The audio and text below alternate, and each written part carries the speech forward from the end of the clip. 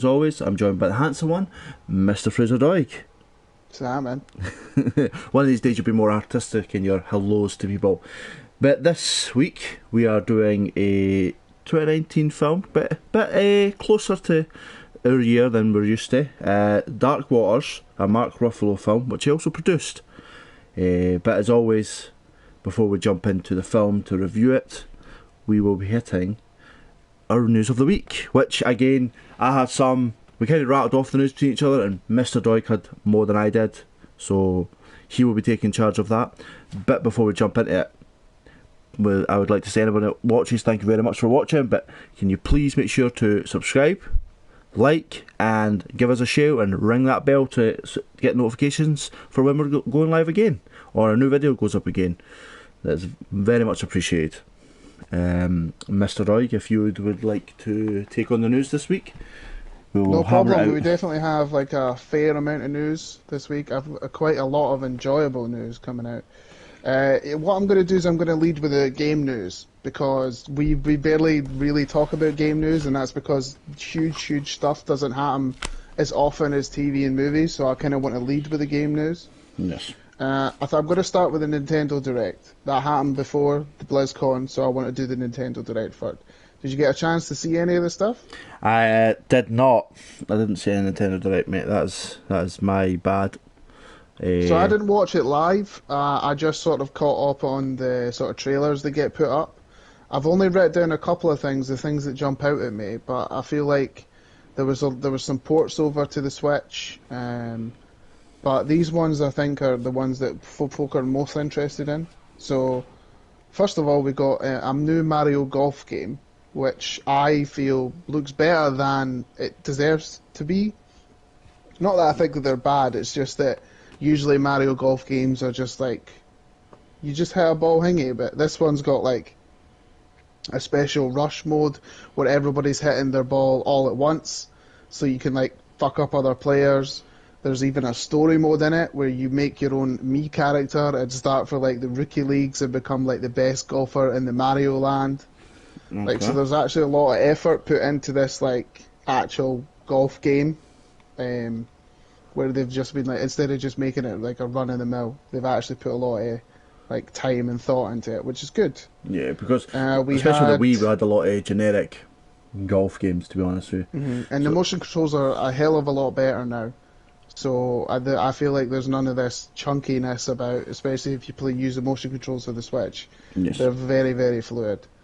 This was a big reveal, but I am not super. I've never played any of the others. I just know that was one of their big reveals. Is a Splatoon 3. I know that the trailer starts in this like they say it's not game footage, but then they make a character, and then the character gets on a train. And then goes into Splatoon world, so it might be like a massive open world kind of Splatoon thing.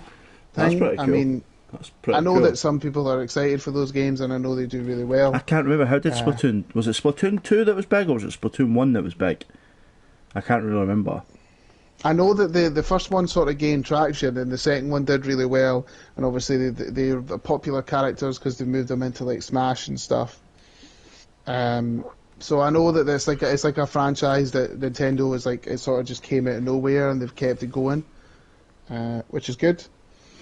We have Legends of Zelda Skyward Sword coming to the Switch, because they basically like what everybody was really wanting from this Nintendo Direct was something about the sequel to Breath of the Wild. Yep. I think that's mainly what everybody, single person, thought they were going to talk about.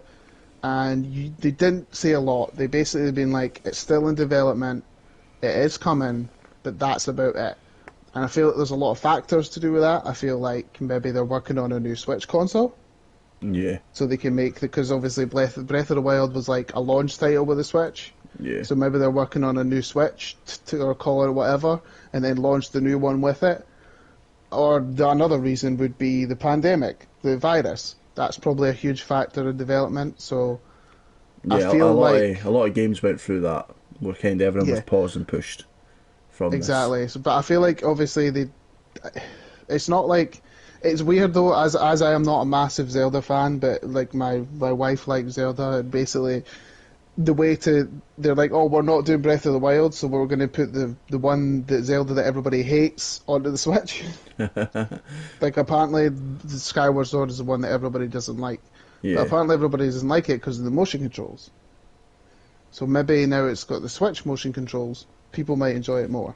Makes more sense. You know, I mean, especially trying to get some of that cash back, they're just... Yeah. I will port it and see what happens. Makes a lot of sense. Yeah, I mean, at the end of the day, I do feel like every single Zelda will be on the Switch. It's all, like, by the end of whatever. But I think more people were excited about Breath of the Wild 2. But what can they do? It's not their fault, so I'm not going to say it's a huge, massive disappointment and they deserve to be cancelled or whatever. But I don't think it's their fault, but they did the best they can. And we got a new trailer for Monster Hunter Rise, which comes out in March, which I am super excited for. They revealed more new monsters. There's obviously returning monsters from the world, but we finally got to see gameplay of the giant spider fight. It is a huge motherfucking spider covered in webs that is one of the monsters. Well, that seems There's fun. like a I don't know if you've seen it from the demo, Metsusune, which is the bubble sort of dragon monster. Yeah. There is a sort of like slimy, you remember the slimy toad Gyarados thing? Yeah. There's like a slimy version of the Metsusune in the new trailer. And then they showed off this. So like there's this, it looks like the siege of this game where you're basically protecting the city from like a horde of monsters. Mm-hmm. So they all come at once, so you need to use like traps, and then at the end like an apex version of one of the regular monsters comes out at the end. Yeah. And that looks pretty good. And they also, one of the brief things we got to see, the Rajang's in it, the monkey's in it again. Like, I think I think they've revealed like at least over 30 to 35 monsters already are just in the base game. Wow. Like, So this is going to be still excellent. popular. You know, I mean, it's one of the highest selling games ever. I've recently bought a Switch Lite, so me and the wife you'll play be able together. You'll be able to use the tips and tricks and all the notifications. I'm looking forward to this. I love the other Monster Hunter World, the first one I ever played. I've not been a diehard fan for ages. So this looks brilliant. It's just as cheesy to I get used to the Nintendo buttons and everything that since I've played on the PlayStation for so long is going to be a bit strange. Yeah, that'll take some major time. Like, yeah, but worth it. It seems like there's. I'll just get carried by my wife. She's been playing Nintendo for years. So. Yeah, they're clearly keeping it up and bringing it more and more to Nintendo, so that's good.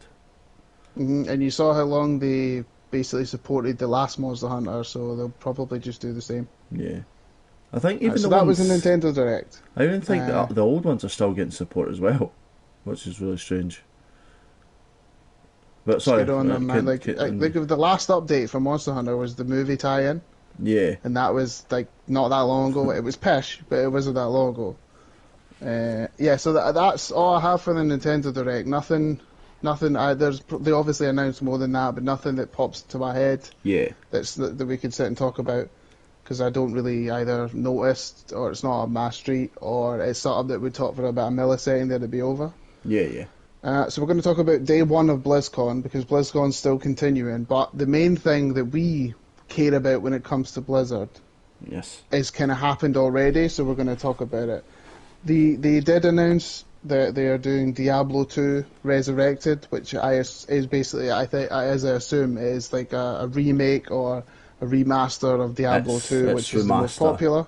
Definitely a remaster. I heard a lot of people talking about it on the Discord, how good it looks, and I watched obviously the trailer. And I'll be honest, for me, I'm not usually the way it plays. That's not usually for me, but it looks good. Like maybe something I might try out. I've heard some good things about it. Like we've got a friend who really, really loved Diablo, who's probably really excited for this. I mean, I don't know if it is coming to consoles or not. Yeah. I didn't look too much at it because I was kind of more focused on it is coming to consoles. New gen. Right. Okay. Well, the thing I'm also more this was a 40-minute presentation. I watched all of it. Yes. So we got new information on Overwatch 2. We'll say right now, no release date.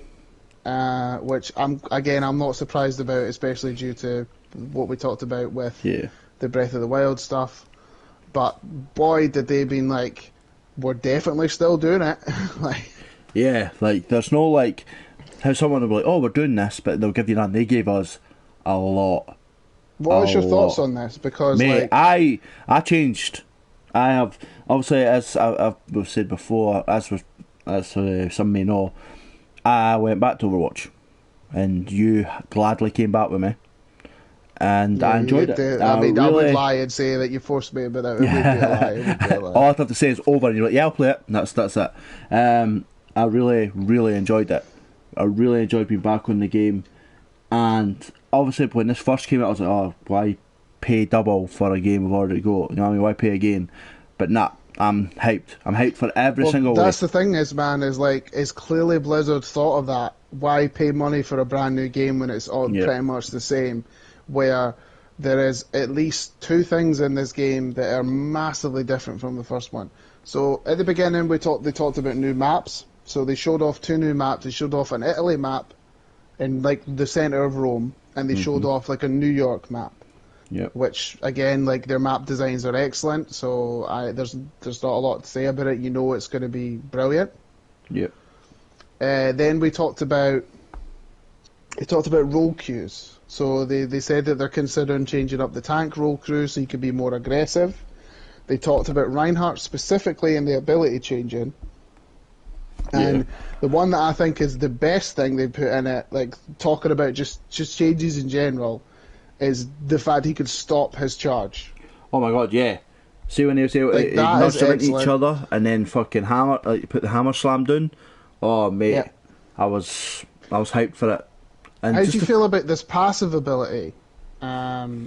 So the three passive abilities they've talked about, where obviously they did come out and say that like some of this might be different in the real game or whatever. Yeah. But the passive abilities they talked about were so healers will passively regen health. Yeah. If you're a healer, tank will sort of like regenerate ults quicker.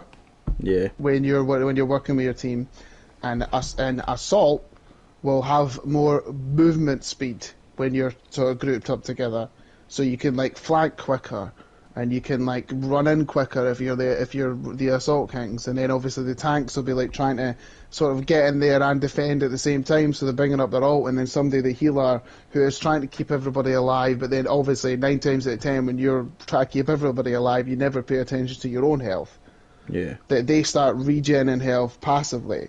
I think those are fantastic changes as long as it's not ridiculous amounts of like things. Like when you say the healers regen health, like say Mercy for example, it's really annoying trying to fucking get rid of her. And imagine she constantly just regens health if she's like sticking next to her team. I feel like that would be very overpowered and very annoying. I feel like it's probably OP at the beginning. Most games are like that. But you're trying to figure out what to actually do with the situation. But I feel like if I spear her, she's dead still. Like I still think she's dead. I think there's a gap between.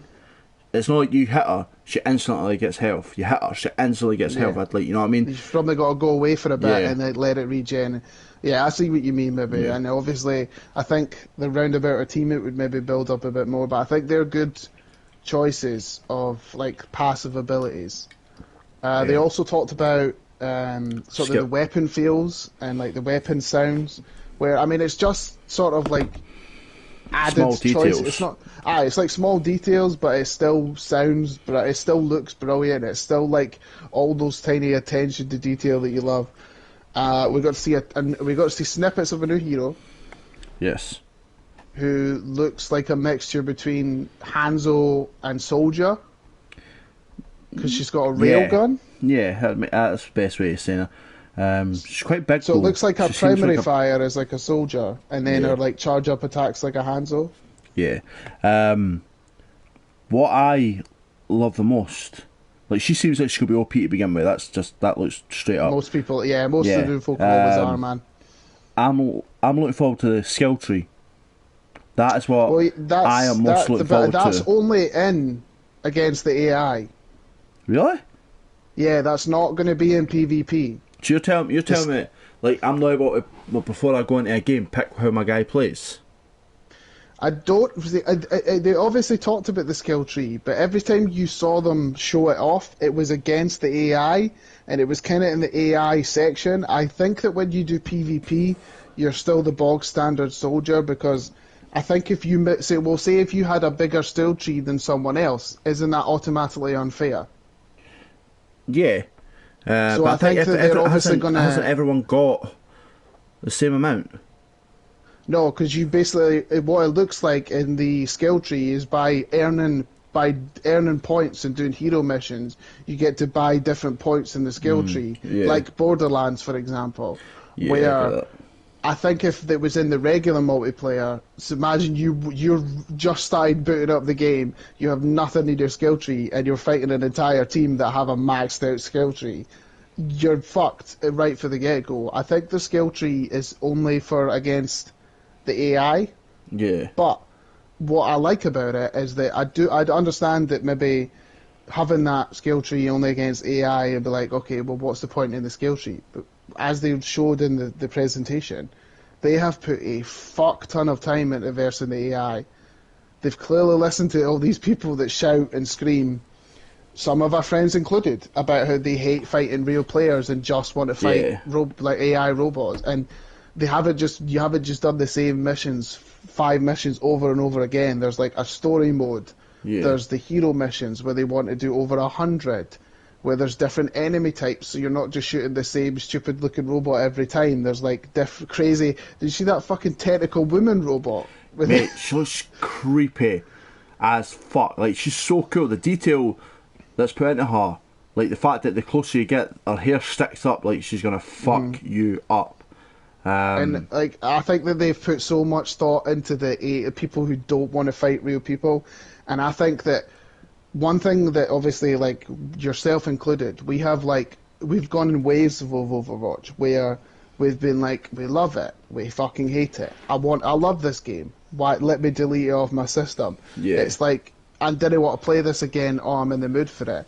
But think about it when we get Overwatch 2 and the PvP games as we're doing, because I am not going to be one of those people who don't do PvP, only do PvE. I like PvP and Overwatch. There is nothing more satisfying than getting a win and doing really well. Yep.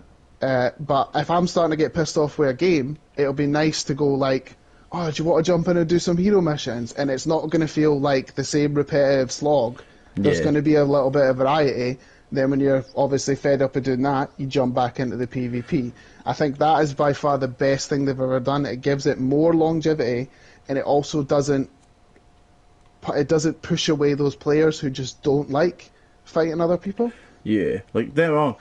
If they do not give me the choice to make Reinhardt's fucking like throwing fire ability into ice, I think they've lost a massive opportunity. That's my opinion. Don't get me wrong, I'll use it loads in PvE, but I can see me 90% still being PvP, because I enjoy it. I do. If I can spear someday, or like just go in swinging and taking people down, or somehow get around the corner and slide and spear into somebody, like, that shit's for me. That's what I totally agree with you, but the reason why I think that those abilities are only going to be PvE, because you saw the way they talked, where it looks like some of the abilities are mental, like when they talked about Soldier putting his ceiling down that follows him about, and like you say, the fire strike turns into an ice strike. Yeah. When you're fighting against AI, the AI is not going to complain that's unfair. You're just there for the enjoyment. Yeah, obviously some of it will be tough because not every mission's like easy as fuck. But you know what I mean? Where if I verse someone as Reinhardt and they fucking fire strike me, but instead of killing me, I froze in place like head with me, I'd be like, this is some broken ass shit. You're telling me you don't want to be me rolling across a point as a fucking snowball? It would be really fun, but you have to, like, you got under. I understand. I feel like understand. You agree how if I have, it's like when I'm playing Warzone, like some of the blueprints on the battle pass at a certain level, or the new guns that are fucking level 40 to unlock. If I fucking steamroll it straight away, I get that. Like, I understand that, like, being someone having an advantage over me with a weapon, so I get that they're probably worried, like, people might think it's too OP. But I'd still. You know what they might actually do, actually? And here's a thought, right? You know in the first game how there's an arcade mode? Yeah. So what if they, like, say it's still PvP, but they're like the arcade mode brings the abilities from the AI, so not just one person on the team has, like, the ice. So it's fair against that. So say there's no skill tree involved, but say it's like, it's called something like, I don't know, Snowball Reinhardt, where the Reinhardt on the team has the ice ability, but you're also facing another Reinhardt who has the same ability. So you still get to use that against real players, but it's in a fair situation because everybody else has it. Yeah. They might do that, where they might pull some of the abilities from the AI into the arcade mode, where there's specifically death matches and capture the flags, which I still fucking hate, but it's just what popped into my head. They might do that. I think that's a good idea. Because you're right, the skill tree thing is something they've never done before. You get to play a hero like you've never played before. And I understand that if you were to eventually do all of the AI missions and they don't update it as quickly as possible, yeah, like, you'd be playing against PvP people and be like, oh, I wish I could chuck ices to the fire. But yeah, like I just feel like I just think it's unfair. It would give longevity for me, because you play the same character, you do the same moves, there's only certain things you can do, you get sick of it, so you change it up. I feel like they're missing out, but I'm not a game creator, so I couldn't judge. You know what I mean? Well, that's the thing. If they put as much detail, which it looks like they're putting so much detail into the AI stuff, yeah, then that means that there is like, you don't get bored of, because like at the end of the day, I understand that you like PvP more than like PvE.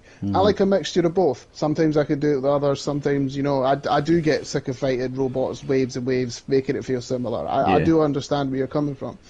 But if they keep putting missions in that feel different, and it's not just a repetitive slog, then I'll dip in, upgrade my whoever hero, different abilities, seeing out what they've all got, and then going back into the PvP mode, which is just like, it's still going to be a better feeling Overwatch. So I think that they're making the right decision, because I do feel like if they brought those abilities over, it would be very unbalanced, which is one thing that constantly is blamed against Overwatch since it came out, is everything's unbalanced, fix your balance, and they still get moaned at to this day about Overwatch 1, and it's been out for... Yeah, like, it's still that stuff, so I feel like it would be... They need to keep the balance. The new maps look cool, right? I do agree. Rome and New York, I think they look so cool, brilliant detail. How do you feel about the old maps that have slight little changes? I like that as well. It keeps it fresh. It keeps it really, really fresh, because it's kind of, you'd be staring at the same... like you talked about before, it is one of those, like, spending money on something that I've seen 1,000 times. Yeah. So you need to keep things fresh. I think that, well, obviously, I want to talk about one other thing before we move on. Because again, I knew this would take up a big chunk. Is what do you have the tiny small amount of reskins? What the heroes look like in Overwatch 2 compared to 1? Do you like the 4 that they revealed? Yeah, I don't know, because like they said when they done McCree, they can't change it too much, because then it takes away from who they are. I like these little thing where it seems like everyone's kind of grungy, all the guys, you know what I mean? They're kind of like grungy in the beards and all that stuff. Yeah, he is, Reaper looks more sort of like more edgy. Yeah, the only one is like, to me, Farah doesn't change at all. No, but they changed the colour of her mask or something. A different colour. That's it. Literally honest. It's fucking... But so I understand they can't do a lot to it, but it'll be interesting to see what everybody's changed like. But yeah, it was a huge 40-minute thing on Overwatch. I think for, again, not giving you a release date or a cinematic, they went full gameplay, full telling you what they're going to do. I still want to see an animation show. Well, it looks like I said about the story is going to be that. Well, one thing I'll ask just before we finish it: do you think it's coming out this year? Yeah, I think it'll be the end of this year. You saying the end? See, I'm saying the start of next. I'm saying early 2022 or late 2021. Do you think they're, like, if it's not COVID, do you think they're postponing it really? Not postponing, but holding it back until it seems like everyone's got a new generation? Or do you think this is still coming to PS4? It could be that. I don't think it's going to come to PS4. I truly think it's going to be a next gen game. It's going to be a 5 really. It's going to be a 5 or a 1 game. I think it's more to do with all the stuff we've talked about. It just takes longer to make. They're doing a story. They're doing PvE. They're doing PvP. It takes longer than just PvP or an arcade like the stuff in Overwatch 1. So they're just trying to make everything right, and I think it's going to be really good, and I'm looking forward to it. But I'm saying the end of this year, start of next year, Yeah, I'm game. All right, well, we may as well just move on to the trailers, I think. Yes. There was 3 big trailers we want to talk about before we go into the film. We're going to go in order they came out, and unfortunately, we're going another week about talking about this. Mm-hmm. Hopefully, this should be the last week before it comes out. We got eventually, after showing about 40 spots, the trailer for Zack Snyder's Justice League. Yeah. And it's thoughts on the trailer? I thought the trailer was brilliant. That's no shock. Okay. No one will be surprised. Do you still hate the fact that he's using this half a screen pish? Because I do. I don't simply because I feel... What if the film's like that? No, it's not. It's not going to be like that. It can't be. What if it is? I think it's maybe he's hiding something from the world. I think he's not revealing everything. Well, it's not red. No, that's Joss Whedon, you douche. That's what I'm saying, that it's not red. Yeah, finally. I enjoyed it. I liked, obviously, spoiler, but at the end, we got the Joker. Finally out and about. This discussion we had last week where I was like, oh, he's just going to be sitting in a room, they're not going to be doing the hand. No, clearly they're on Apocalypse Earth and they are working together.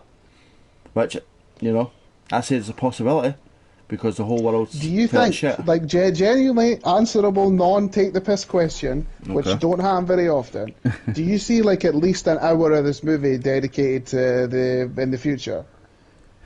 Yeah. Because if it's 4.5 hours long, at least some have to be. I'd say they're at least about an hour dedicated to the future. Yeah. Because they have to it's for it to be that long and to do stuff different. I think there is at least.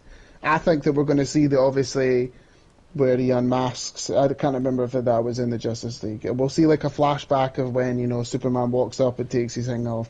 We'll see how the Flash went back to tell Batman in Batman vs Superman, which will finally get explained. Do you think the Joker is really there, or do you think it's a mirage? No, he's definitely there. I do not see why he would have a mirage about it. Mm-hmm. That'd be strange. You know what I mean? I also... question. You got to answer this for me, right? All right, okay. The future stuff. How far in the future is it? It's probably only 10 years. So it's probably not super, because it doesn't look aged. So it looks like... that's exactly... That was going to be my question. That's why I thought it might be a mirage. Yeah. See, this is where this is what gets me. I don't know if this is a... Batman's been shown the future by someone, or this is him dreaming this whole time. Because it seems really weird. It seems really weird if this is him dreaming. You know what I mean? Why would he dream about a Joker he's never seen? Why would he dream about a cyborg he's never met? Why would he be on Well, he has seen that Joker before. We've just never seen them in the things together. Yeah. They are in that. He is that Joker's thingy. Yeah. The other thing I wanted to say, right, is that if this is the future where Darkseid's won, right, and Superman is evil, correct? Uh-huh. As far as I remember, the way that Superman becomes evil and a tyrannic overlord is when the Joker kills pregnant Lois Lane, and then he kills the Joker. Yep. If it's that universe, how is the Joker alive? I don't know. Maybe it was someone else. Because he should be dead. Because there is a... They might have switched it up, but there is in that universe... I don't think it's that universe, but one of those universes where Wonder Woman kills Aquaman's mirror. Because... That's in the Flashpoint one. Yeah. So that's where they love each other. That's where like Aquaman and Wonder Woman have an affair, like a relationship. Yeah, but that's also where Bruce Wayne is dead and the dad and everything. So that's not that universe. No, but like they could take it. Yeah, they could have took it where for some strange reason, right? Some strange reason, maybe my Apocalypse fucked with Wonder Woman's brain and made her kill Lois. Okay. Right, so that's why Flash. Yeah, that's when Flash comes back and it's her. It's always her. Yeah. Okay. That's where I could see it. But then again, people would be, so obviously a woman goes mad. Like it would turn and people would be fucking mad. So at the end of the day, right? I mean, I liked the trailer. I don't like the 4x thingy, right? I did like the trailer. I thought it was fun to watch. I'm still not going to like the film. Right? It's too long. It's too long. You don't. I'm sorry, right? But if this was a fucking Cyberpunk 2085 film and it was fucking 5 hours, right? There's one thing you got to remember about this is it's not that, so it doesn't matter. You're a fucking hypocrite. Right? Okay, the black suit looks good. I wish he had the mullet. Right, I don't care if you say that he doesn't deserve to have the mullet. Just give me the mullet. Tell you, the mullet's there. It's a CGI. It's a CGI. I like Ben Affleck's suit. Hopefully, in this version, he doesn't like automatically assume right for the get-go that Superman needs to be saved, even though he hated him like 5 minutes earlier. Yeah, but it seems like he's arguing. Drunk Aquaman. I think that is something that deserves to be let go.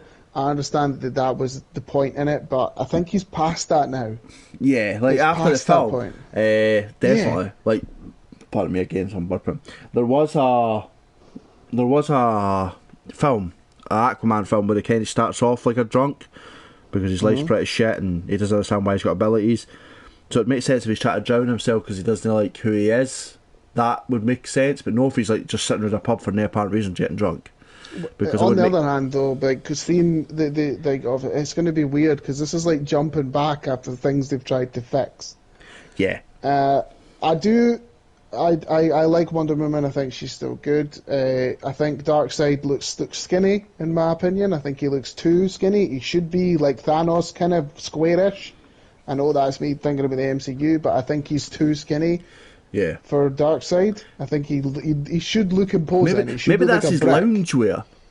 That's his loungewear. I doubt it, but I like the guy behind him. I like Steppenwolf. The only thing that looks different is he's less grey and he's covered in more armour. You see his head?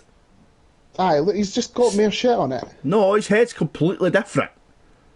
His head is literally completely different. He actually looks like an alien. That shape. No, that's a helmet that was shaped like that. Mind when they took the helmet off, he didn't have a head like that. Looks like underneath no, it's not. It's not what it looked like. It takes it off and it's like how many times you watched Justice League? Hopefully none. How many times have you? No, but how many times have you seen Justice League? The one that actually came out. Yeah, the one that came out. It's not a large number, Fraser. No, well, that's the thing. It's either 1 or 2. I can't remember if I've watched it. Well, I've watched it 5 times. Does it matter if I've watched videos about it? Like, does that count? You're an actual douche, like. You're an actual does that count? You're just fighting me for the sake of fighting me. You know you are.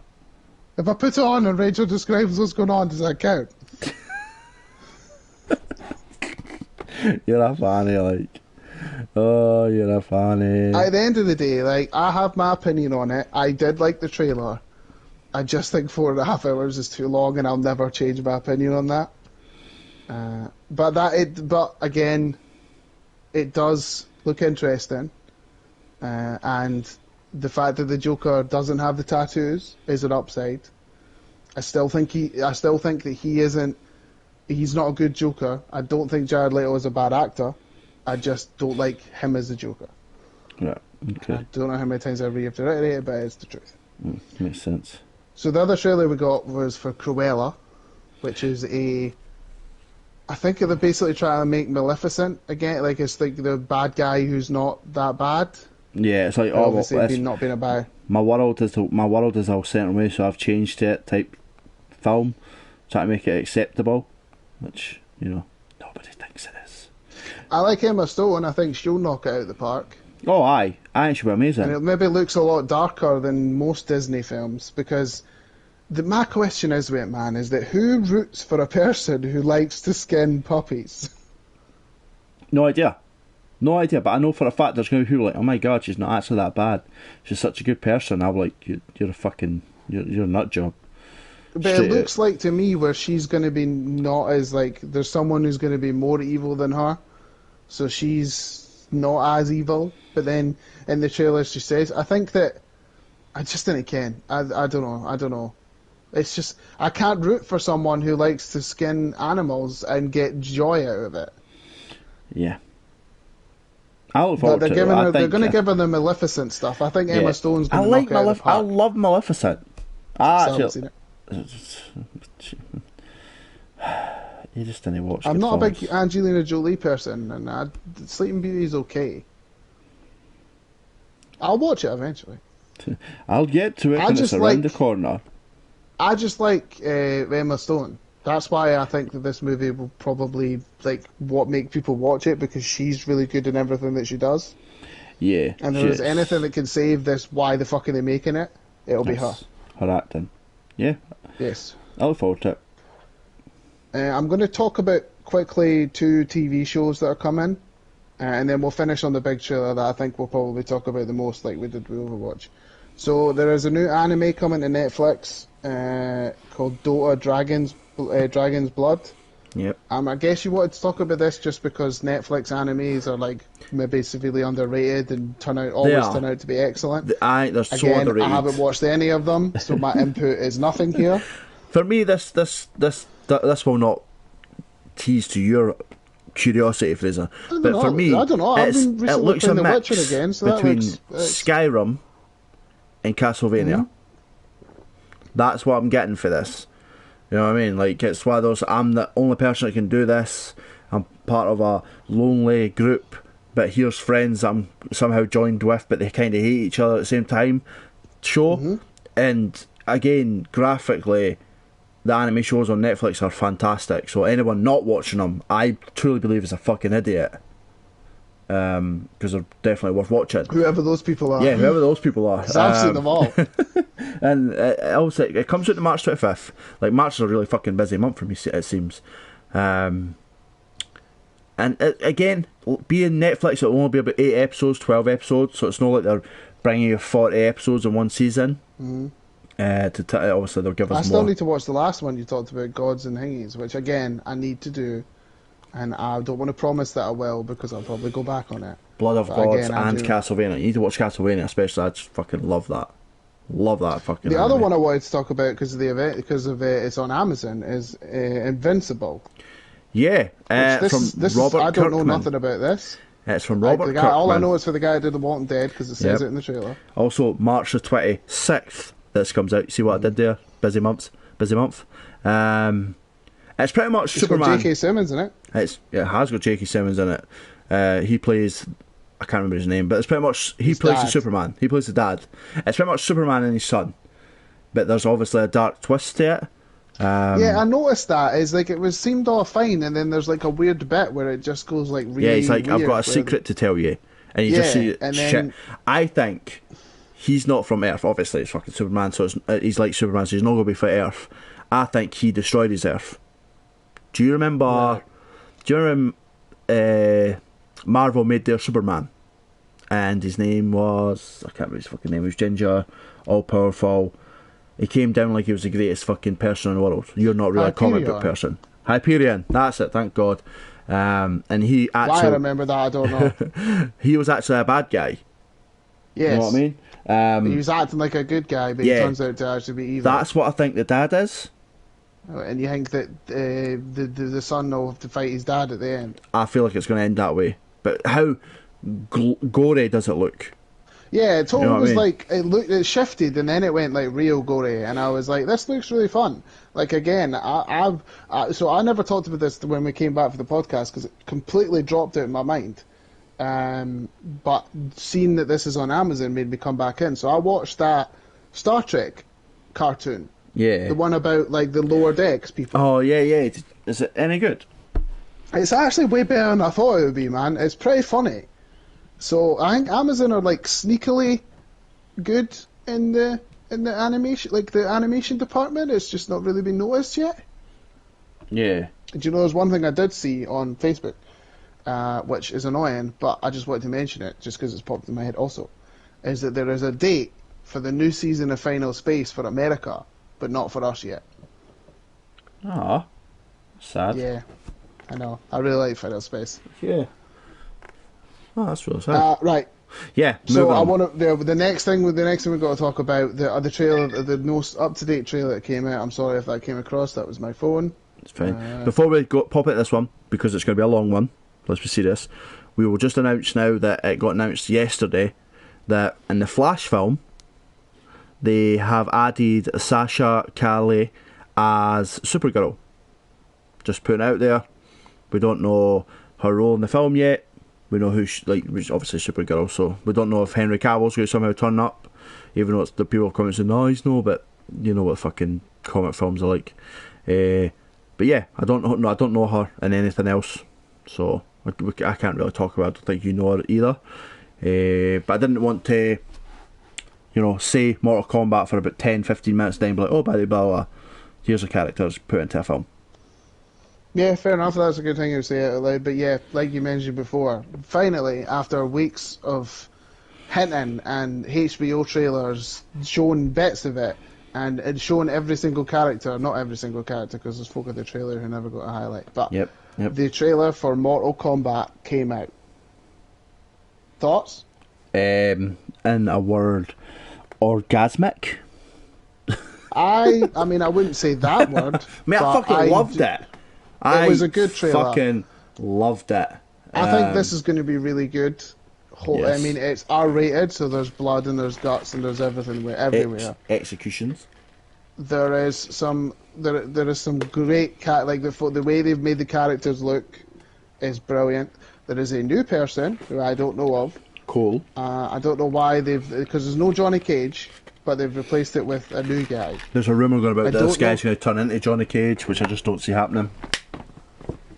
He maybe didn't start as they might not do the whole he's a brilliant movie star right for the get-go, or maybe his real name is Johnny Cage, I don't know. Let's be serious. Because Johnny Cage isn't really the main character. But there's massive Johnny Cage fans, right? Mm-hmm. So if it's Liu Kang that is the main character.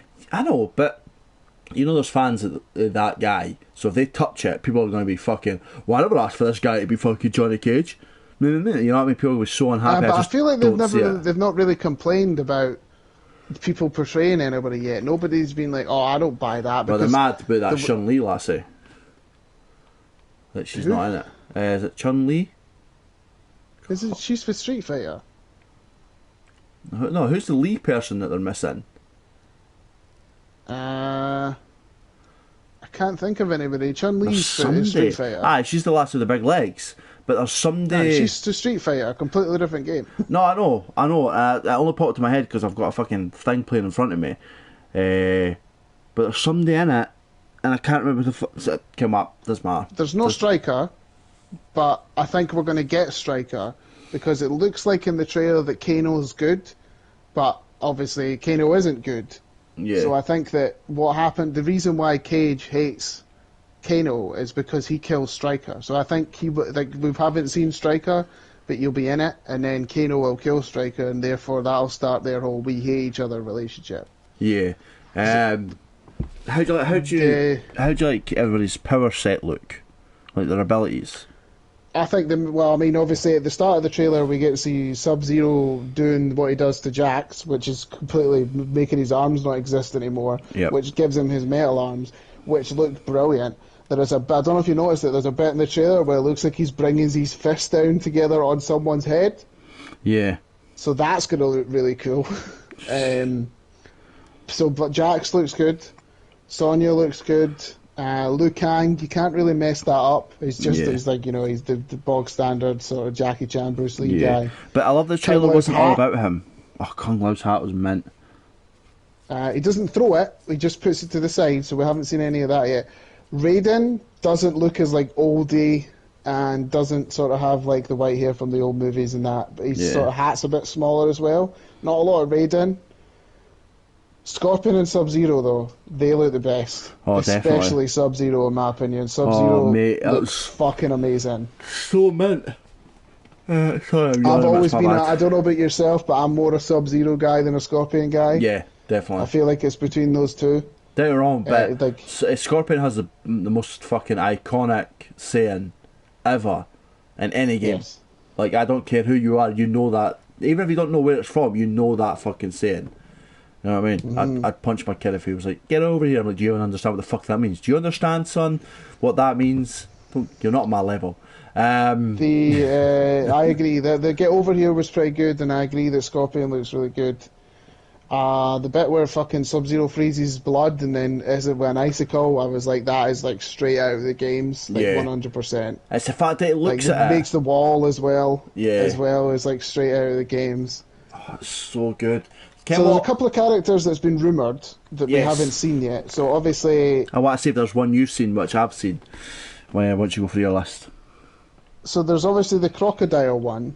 The only thing I can think of is Reptile, but Reptile looks nothing like that. Yeah, and also it seems like he's got a jetpack.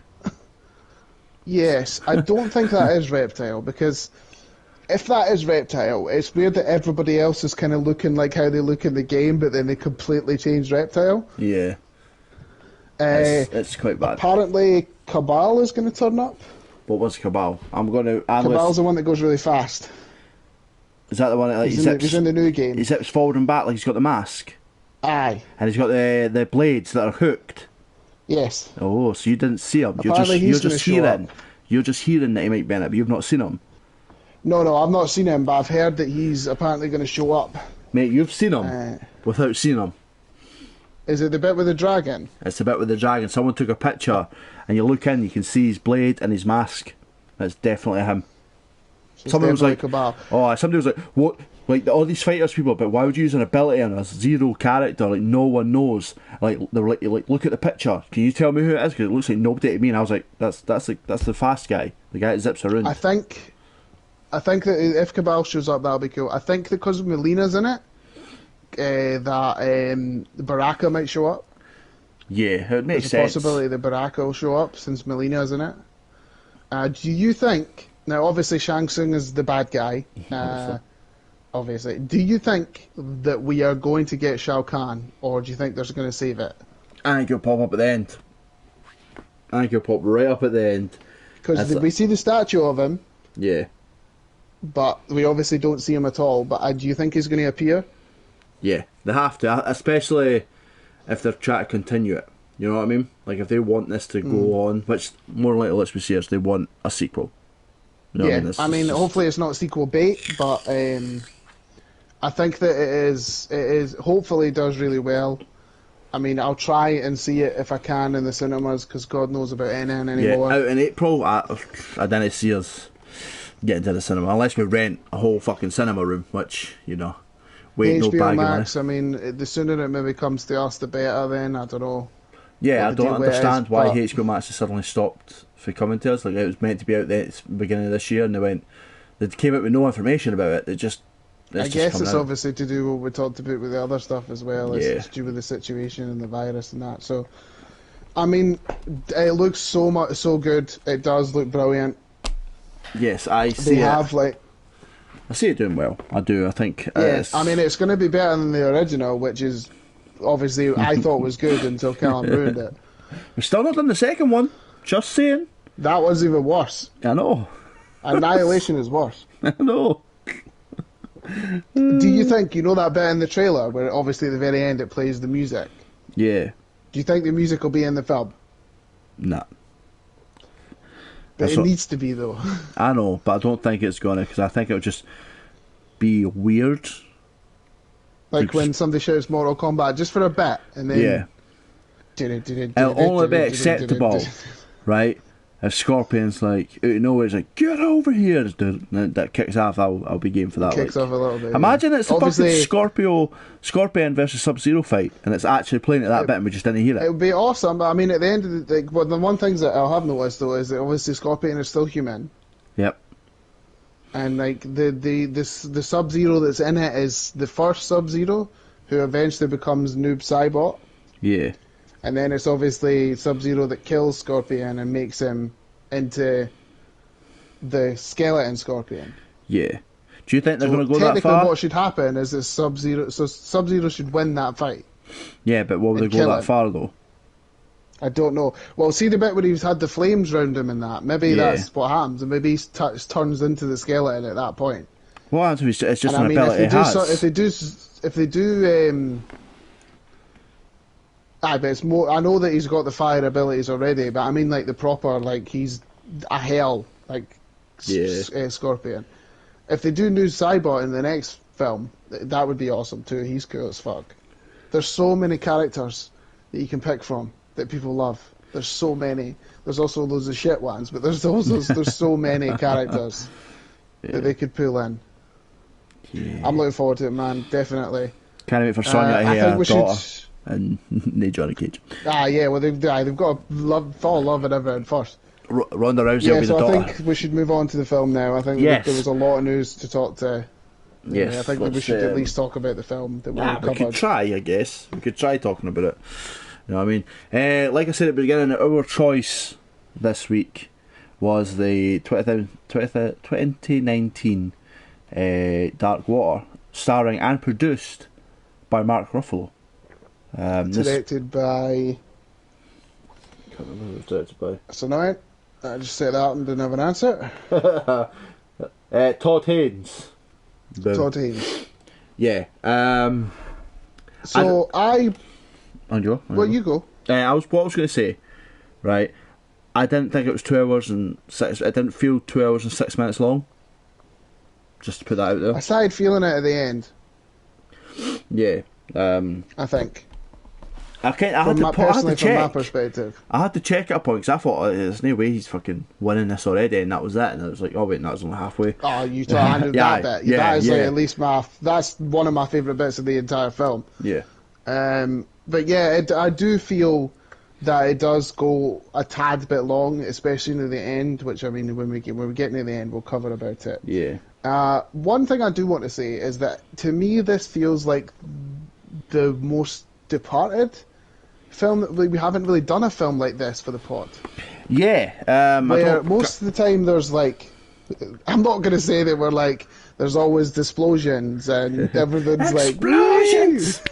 Like bright colours and fights and action. Yeah, exactly. Yeah. So this is like the first film where it's just, there's just talking. It's just suspense. Yeah.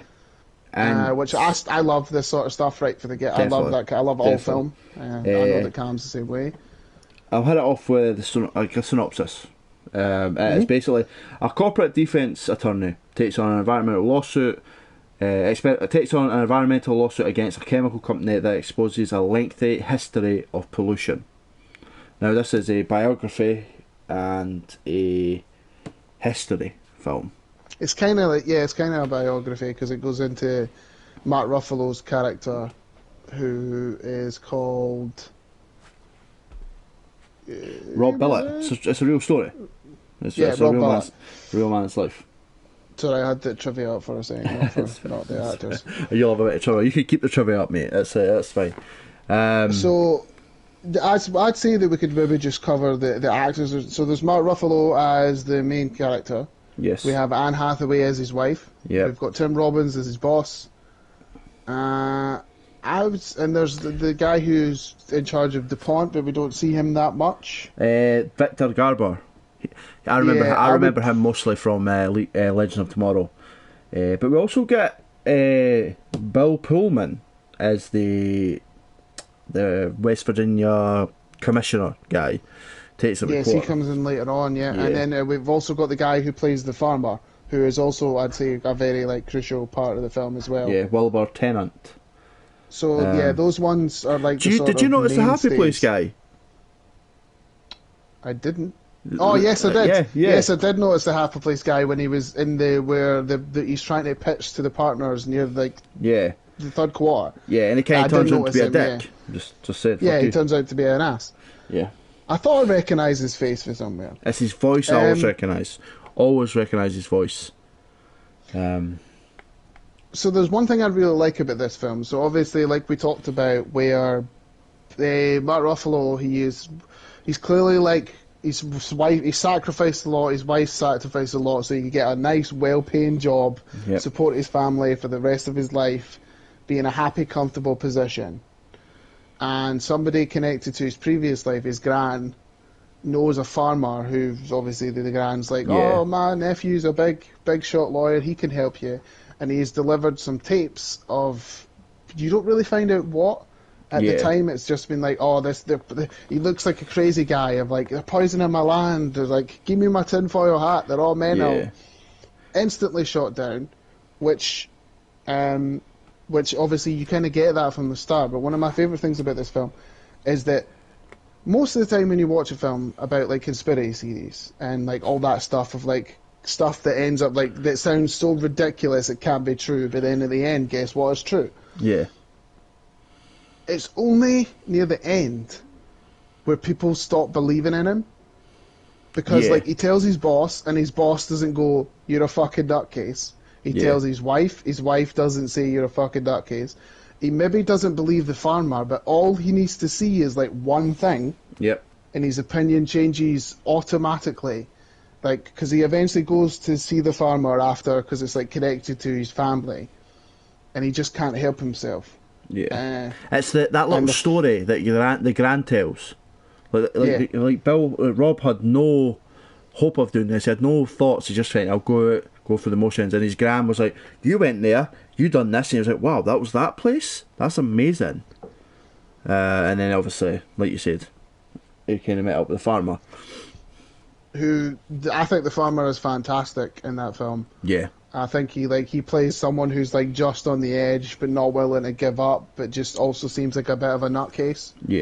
And then he basically like, I'll show like, oh, it's 2 cows only got you left, and he's like, oh, don't worry, I'll show you, and just shows him a field of cow graves, and he's like, oh, how much did you lose?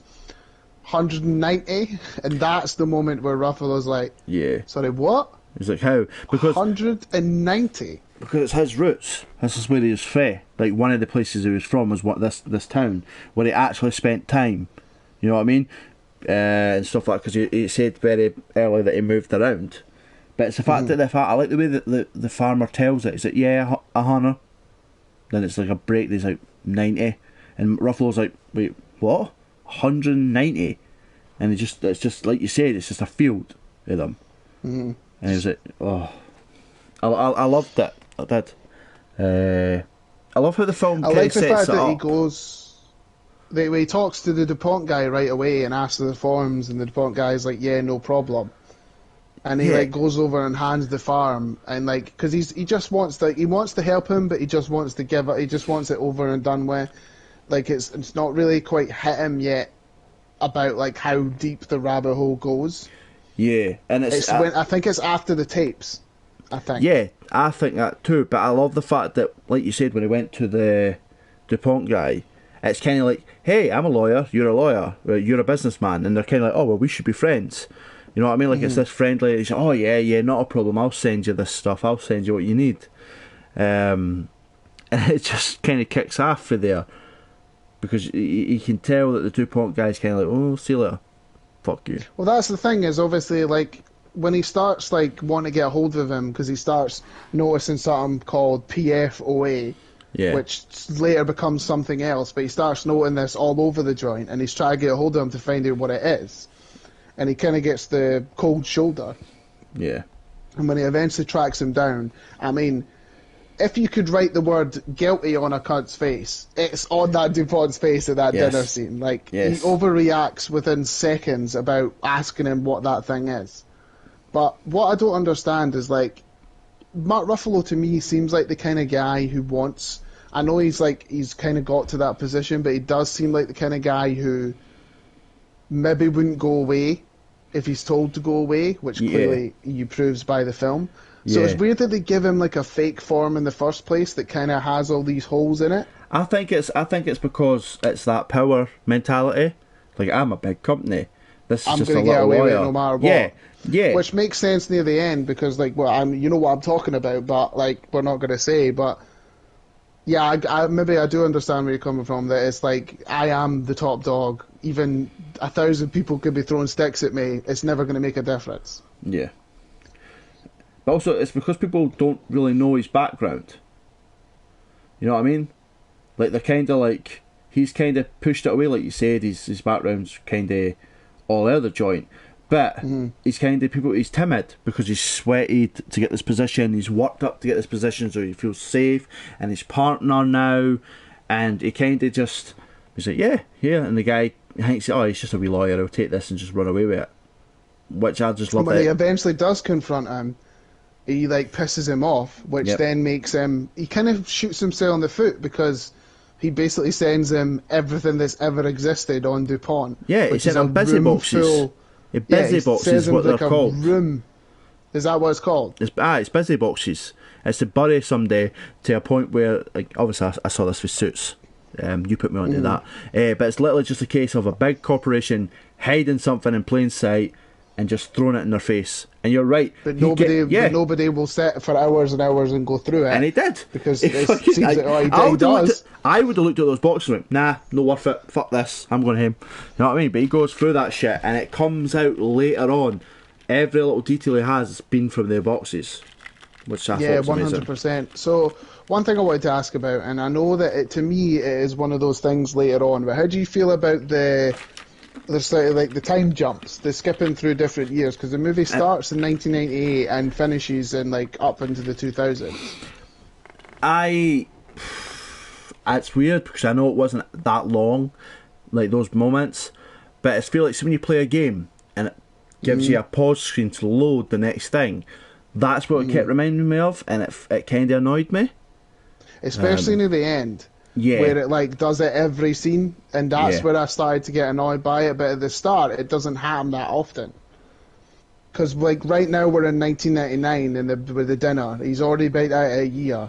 Yeah. In my opinion, the next year, 2000, which is one of my favourite bits of the entire film, because he goes to see an expert to find out what PFOA is, and finds out that it is like a carbon used for tanks, like basically like tanks and like tires. It's basically like really strong stuff.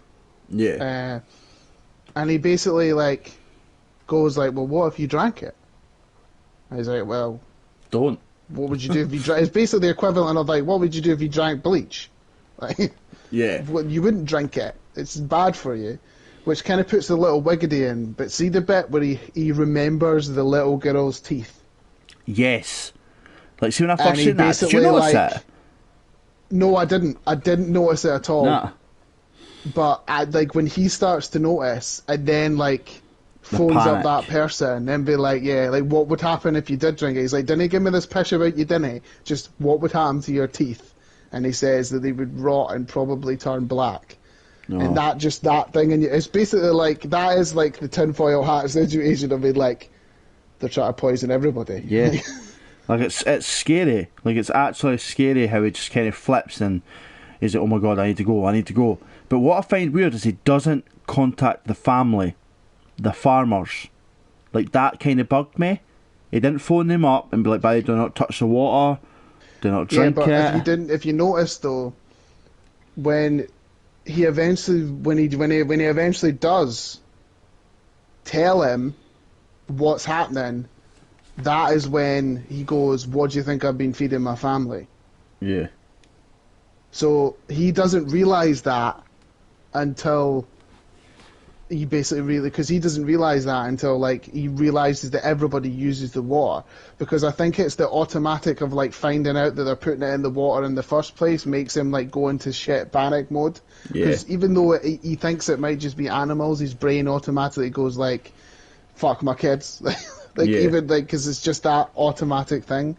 But until I think he speaks to the farmer and goes like, what do you think I've been feeding my family? Because that is my favourite part of the entire film. I don't think we're almost at that point, because I think the film's really good at portraying that whole, like, when one person opens their mouth, they're hated by everybody else around them until they're proven right. Yes. Obviously, see it doesn't happen so much for Mark Ruffalo. No. Until the end, but it happens to the farmer for quite a while. I think that's them showing a small community versus Mark Ruffalo and a big family and a big business. Like, people, like, they dare take notice, but in a small town, they were like, yeah, these people fucked us. Like, and it showed that really well. With the smallest bit of details, just the glances and the looks, and you can see him getting pissed. The farmer, the dad, getting pissed off. Like, I mean, there's no point denying it, but that farmer family, nothing is good what happens to them in this film. No, like nothing. Well, one thing, but it's, at the end of the day, it's more they did that for their their kids than they two, like the mum and dad. You know what I mean? So this is obviously the bit where he basically he starts like searching inside the house for stuff, and his wife hears a noise. Yeah. And she starts to think someone's in the house, but just finds him, like, because he starts cluing into that it's cleaning products, it's Teflon, it's the stuff that you built in the house. Yeah. So he comes down and she's like, "You're fucking mental," and he's like, "This is another one of those moments where it's like, let me just explain it to you," because usually what would happen is they'd be like, "No, you're crazy, get out, like you're fucking nutcase," but he's like, "No. Sit down, just listen to me, and tell me if I'm fucking crazy after it, and then I'll stop."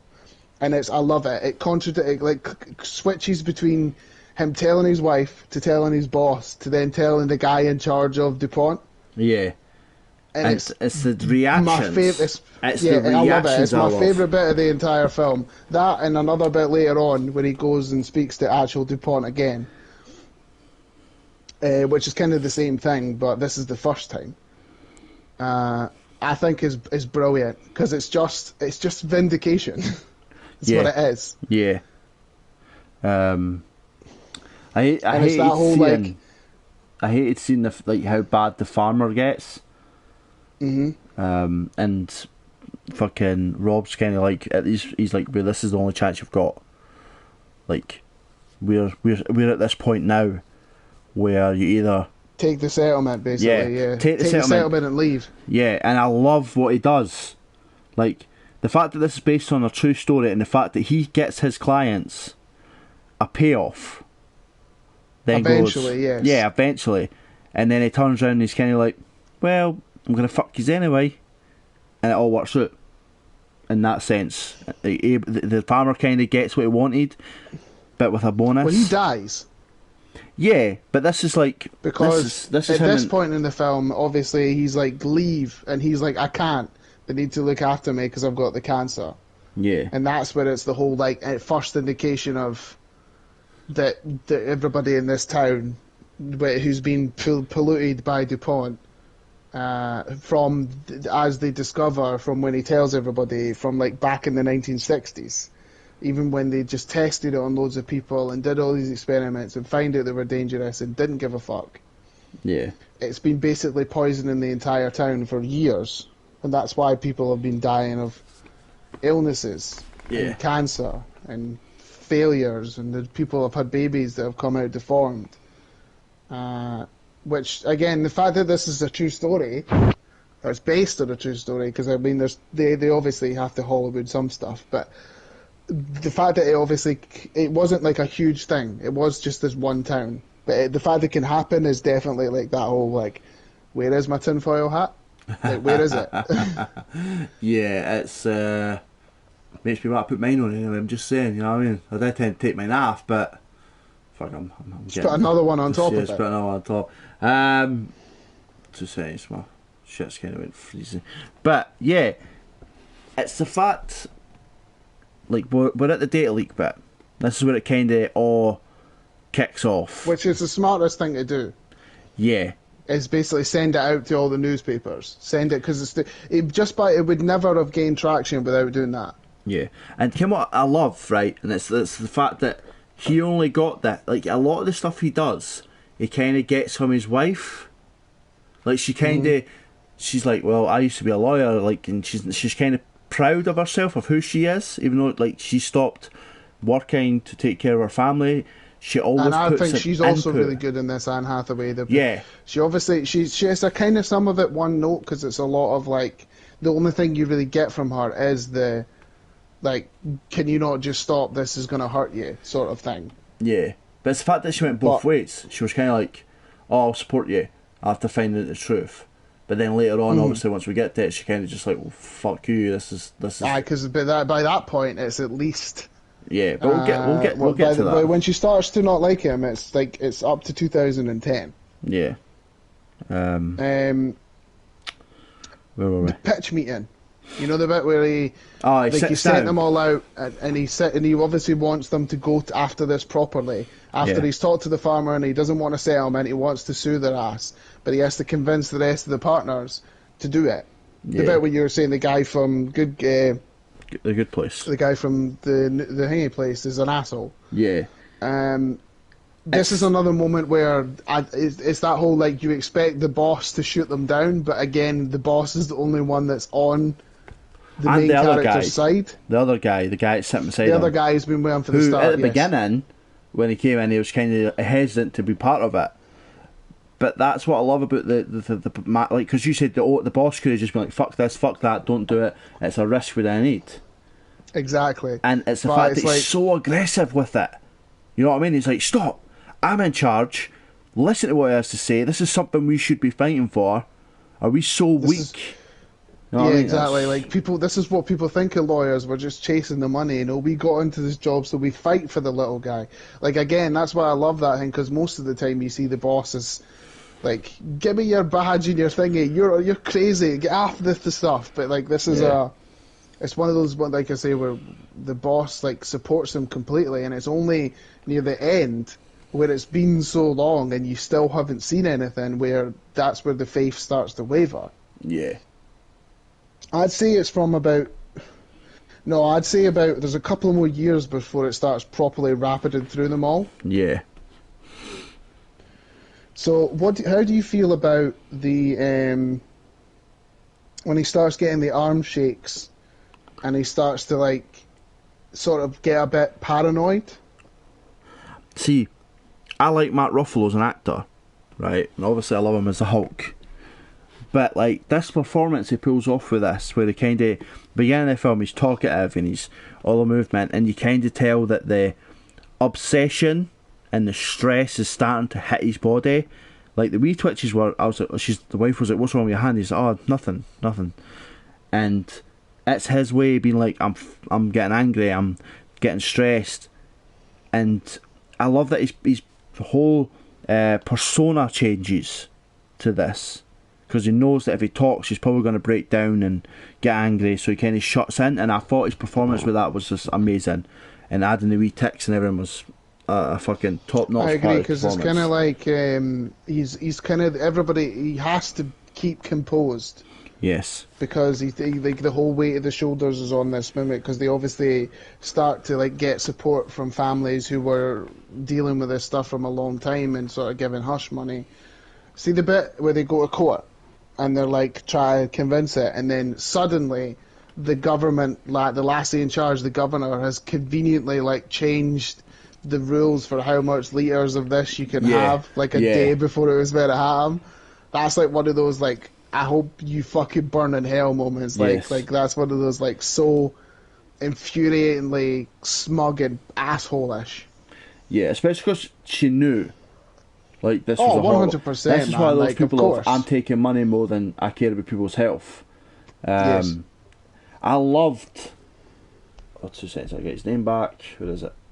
That's why I loved Bill Pullman's character, Harry Deitzer. I'm sorry if I've ruined that bit.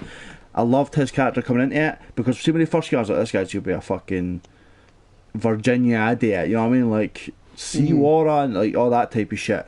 But he plays it really well, because he knows this is what the people around him want to hear. And he kind of throws it at her, and he gets in trouble when he's quite pushy. He's who Mark Ruffalo's character was at the beginning. You know what I mean? With this fucking, like, I'll take charge of this moment type thing. Even though Mark Ruffalo's character was still quiet in the beginning, but he was outspoken when it came to being a lawyer. You know what I mean? Yeah, I agree, because it's kind of like... that what I would want to see it as well, that lassie. I'd be like, you fucking bitch, like, you clearly just took the money conveniently. Yeah, I love the fact he's like, we'll check back in a month where you're working. Like, I fucking love that. it's just the truth, man. Yeah. So I'd say this is a part of the film where it literally jumps from like year to year to year really quickly. Like it's like one scene for 1 year, one scene for another, because they technically win. Like technically, win. Where everybody's going to get blood tested, and whoever has it in their system is a guaranteed payout. Yeah. But what happens is that everybody who gets a blood test, there's so much people that it takes so long, and I don't know if there is some other things involved, but nobody sees any payout, so it feels like it was worth for nothing. So people start getting harassed. Ruffalo starts to get, like, his boss is like, well, what was the point in this? His wife is just like, well, all you cared about is the case. But it goes like, you know, like, literally there is 1 year just to show that one of the people possibly might have got their house set on fire. And it's like, do you need that for a whole thing? Like, because it literally goes like you're saying, it goes like 2004 to then like a scene, then 5, then a scene, then to like 4, and it jumps so quickly. Especially because there's no payback from it. Like the pay, you get paid to get a test. There's a payback for that, but obviously it's building up for drama. Where they're like, oh, we've been waiting for ages, but to us it feels like 2 seconds. So there's no really a build up to it. The only thing the benefit it has is that, like, when it gets to near the end, where like the sort of ticks have like fully taken control of Mark Ruffalo, and he's just like, enough is enough. Is you see it in him, you see the wane and the strain that is took on him personally. Oh. But like you say, from another perspective, it's just jumping from scene to scene to scene. But it's hard to. What else would you do in that situation? Because they couldn't just do like the end of 1 year and then jump straight to the end. They have to show the fact that it took so long. But it's because the first half is like 3 years, and then the next half is like another 9 to 8 years. Yeah. What bugged me, right, was the boss at this point. The man, the Tim Robbins' character, where he's fully supported him the whole way. He's stuck by him. He's like, that, yeah, let's do this, stick by him. And he kind of shoves Mark Ruffalo into a small corner, and he gives him 4 pay cuts. I understand that he's not got any clients, but he's working a massive case. You know what I mean? Like, and it comes to show, like, when the wife is like, he feels like a failure. He's not failed. He's working.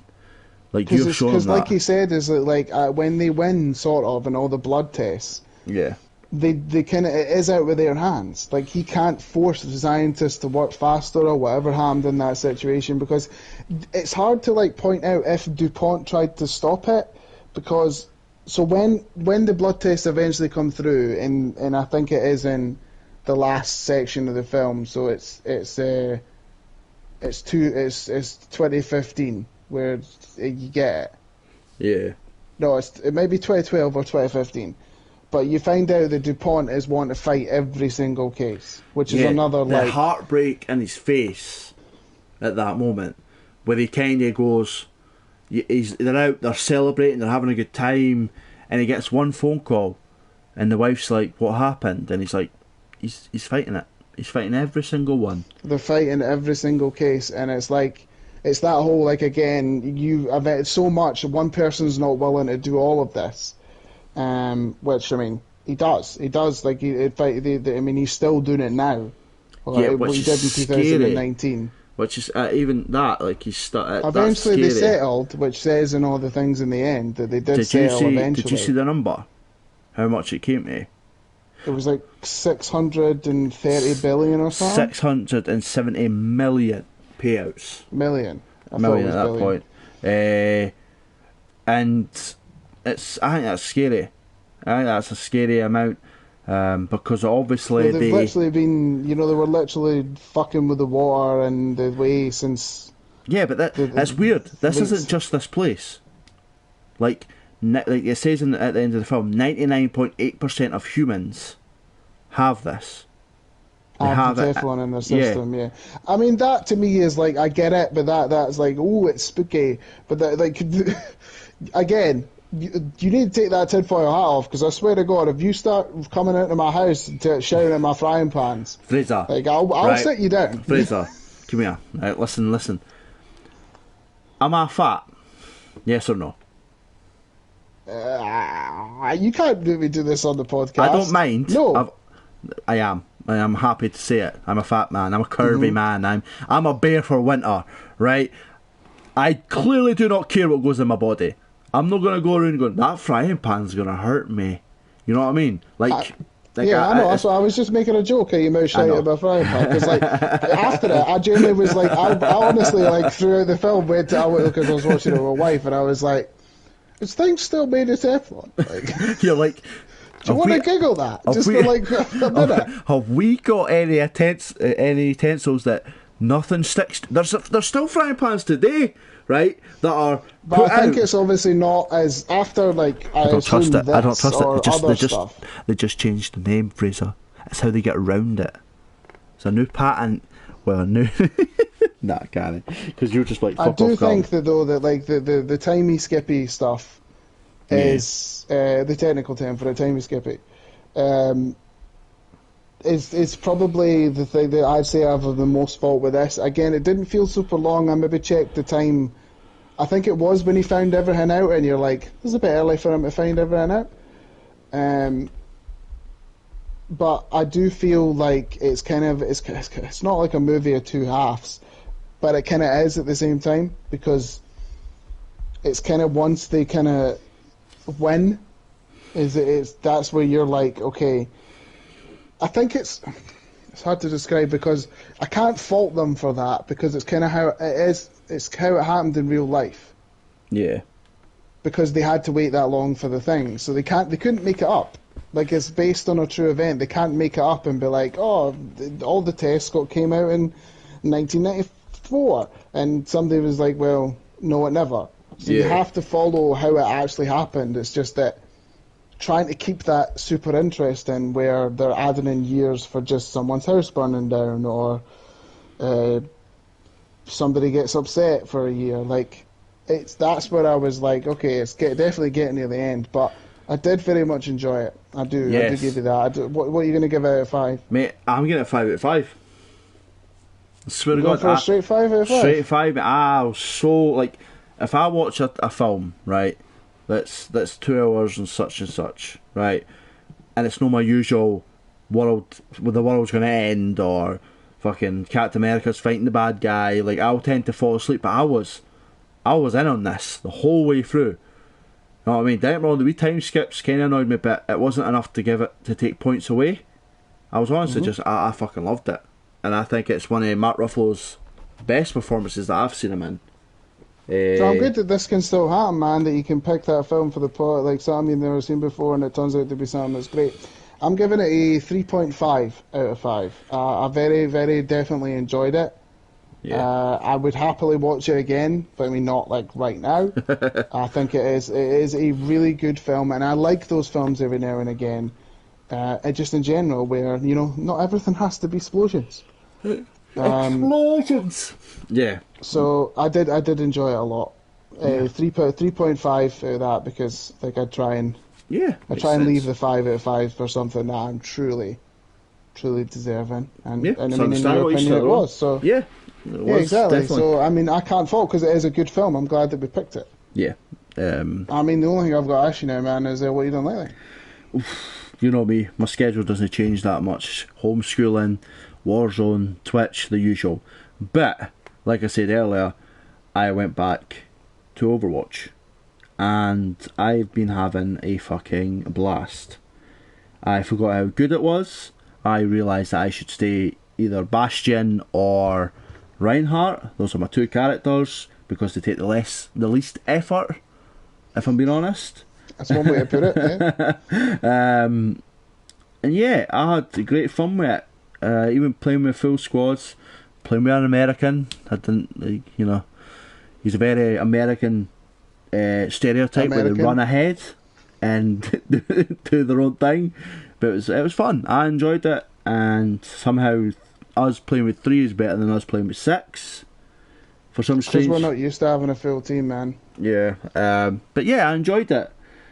I'm going back to doing my graphics more now, because I'm editing now for my Twitch channel. That's how my Warzone streams and stuff for Columpty. I made a YouTube channel for it, so I was trying to do graphic works for that and images and stuff for my Twitch. And yeah, other than that, really, there's not much else I've been doing. I was hoping to get time to get a new book, but obviously COVID, can't be bothered going up to him. But other than that, yeah, mate, it's the usual. My shit doesn't change, but I'm enjoying it. I'm enjoying everything I'm doing now. I'm enjoying that I've added DayZ because I bought a server, which was hilarious because I turned the darkness darker, made it longer, amped up the zombies, and didn't tell anyone it was on my server. So that was fun. I mean, that probably would have been fun for your perspective. It really was. It was very fun from my perspective. And yeah, I'm just enjoying things now. I'm playing more. I'm doing obviously the pod again. I'm getting to watch more films. Trying to think of anything else. Nope, that's it really. But what about yourself, Mr. Doig? I know you go through games like hot meals. So what have you been doing this week? That'll probably be different next week. Go through games like hot meals. Like I've had. It seems like every week I speak to you, like, yeah, I've done this game, and this game. I'm like, holy fucking shit, dude. Like, I like to finish games. Not that was a dig. Well, I mean, I don't know if I mentioned it last time, but I don't know if I mentioned a finished. Like, I know I said that I'd gone through the main story of Control, but I've completely finished the DLCs now. Yeah. And they were fun. Like the especially the Alan Wake DLC. Which totally at the end completely alludes to they're doing an Alan Wake game. Like, that's clearly what Remedy's working on next, another Alan Wake. A remake or just a new game? No, like a new one, clearly 100%. Like the way it ends is like you do, because it's like he's not in it, but he is in it. It's hard to describe what Control is without. Would you like some Alan Wake trivia that I found out this week? I mean, sure. I mean, yeah. Right, obviously we both played Alan Wake. You got more scared and jumped out than I did. Whoa, I can't remember this. Fuck off, we both did. But, do you know if people who used to... Remember back in the day you could hack your Xboxes and your PlayStations and you could put games on it illegally? Not that I ever done it. I don't think you ever did. But people used to pirate Alan Wake. And there was actually a code in Alan Wake that if you pirated the game... Your main guy, Alan Wake, would walk around with a pirate patch on his eye the whole game. No question about it. Just walked around. Just to pretty much show people that you've downloaded the game illegally. And I found that out this week, and I think that's the greatest thing I've found. Like, does it change the game in any way, or do you just have a pirate eye patch? Just have a pirate eye patch on. They should have at least made it so you can't see, and then you wouldn't be able to pirate the game. I know, but come on, this is but what the Control DLC definitely, basically, that's what they're doing next. They're doing another Alan Wake because you have to use the lights and you have to use the light power against bits of the wall to get through, and like the main boss of the DLC is like you have to use lights to attack him. Yeah. Like he goes to an area and then you got to figure out how to turn the lights off before he attacks you, and then he flees to another area and you follow him until eventually you turn the lights on everywhere and you have to fight him. So it's like the DLCs aren't massive, but I managed to do them both. Really enjoyed it. I'm glad that I eventually got round to finishing Control. But then I started playing. I was like considering what to play next. I was having a look at my library to see if there was games that I had there. But then I saw on the sale that the Witcher 3 Game of the Year edition was £7, and I finished it already. So, but I haven't played it in a while. I thought, bugger it. I mean, I can't turn down £7 for that. No, definitely. So I've been playing The Witcher 3 again. I still enjoy it. I thought I would even give Gwent a shot this time. Nope. So far, I'm shit at it, like terribly. Not The Witcher, like Gwent. But I'll try it a few more times and see what happens. I don't think I'm going to. I don't think I'm going to be one of those people that are like Gwent's better than actual Witcher 3 because that's fucking crazy. My brother's like that. But I'm going to keep trying it and see if I enjoy it.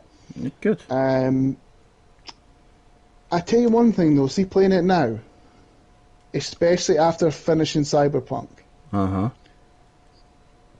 can kind of, it's this weird, it's not like I've found a new respect for CD Projekt Red, but it's this whole, like, I can understand overhype even more. Yeah. Because there's a lot of bugs in The Witcher now, when I'm playing it. Yeah. Like, some things haven't changed. Like, sometimes there's bits missing, NPCs will walk around in a circle for no reason. The dialogue might, like, glitch out a bit. Roach still does what the hell Roach wants. Which makes me obviously think of the bugs that were in Cyberpunk.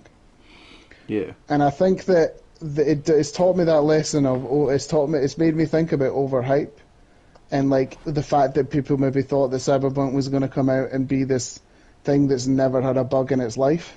Yeah. Obviously, when it comes to like the PS4 version and that, like that's a different story in itself. But the fact that like there's bugs in it has kind of made me not bother about the bugs.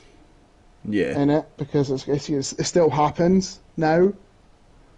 Yeah. Just because obviously it's made by the same developer. Yeah, it's one of those things. Don't get me wrong.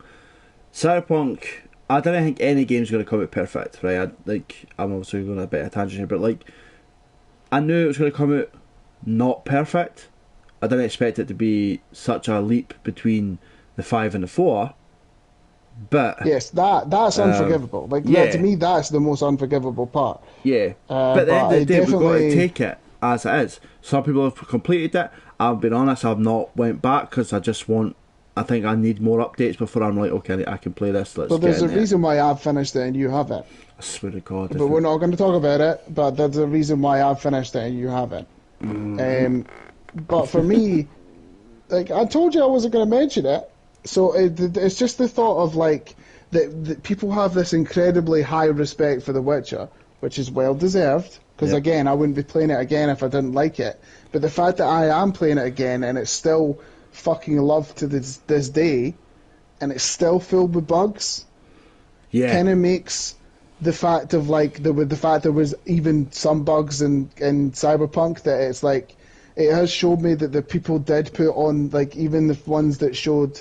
Even all these like game company YouTubes and all that, like they put it on a pedestal and expected it not to have it because, like, when the bug appeared in Cyberpunk, it was just this huge fucking deal. Yeah. Do you remember? Right. Do you remember when The Witcher 3 came out? Right. I can't really remember the bugs. Can't remember it coming out. I was not a Witcher fan at the time, so. But do you remember? Like, obviously, we were both still listening to the news and games and all that stuff. Right, but do you remember the level that Cyberpunk got? Do you remember Witcher having that? The hatred? No, because I'm being honest, I didn't pay that much attention because I wasn't a massive Witcher fan. So I didn't really bother. But I don't... I mean, like I say, there's only 2 games that I can think off the top of my head that's had the Cyberpunk treatment. 3 games off the top of my head that's had the Cyberpunk treatment, which is Fallout 76. Yep. Anthem. Yep. And No Man's Sky. Yeah. You get pets in No Man's Sky now. So, like, I don't think the game is that on that level. It doesn't deserve what it got. Like, in some regards. It's just that obviously by playing The Witcher 3 again and made by the same people, it is kind of, that's where the whole, like, where, oh, well, this game came out donkeys ago and there's still some glitches in it. It makes me think of, like, well, 1, maybe they should fix those. Yeah. And like 2, it's that thought of like, even in my own head, I'm like, of course Cyberpunk came out with glitches. Yeah. So I don't know. It's just that thought about playing this again because it's made by the same developer. You can see how it was going to have issues. I still love it. I still love Cyberpunk. It is a fantastic but flawed game. That's the only way to describe it. And don't get me wrong, I will go back to it. Anyone who knows anything knows I love playing The Witcher. I'll play it again when the DLC comes out, no question about it. Yeah. Like, not a single question about it. It is a flawed but fantastic game. Yeah, and it'll be good. You know what I mean? It's like The Witcher 3 though. The Witcher 3 is a flawed but a fantastic game because again, I'm still experiencing glitches now.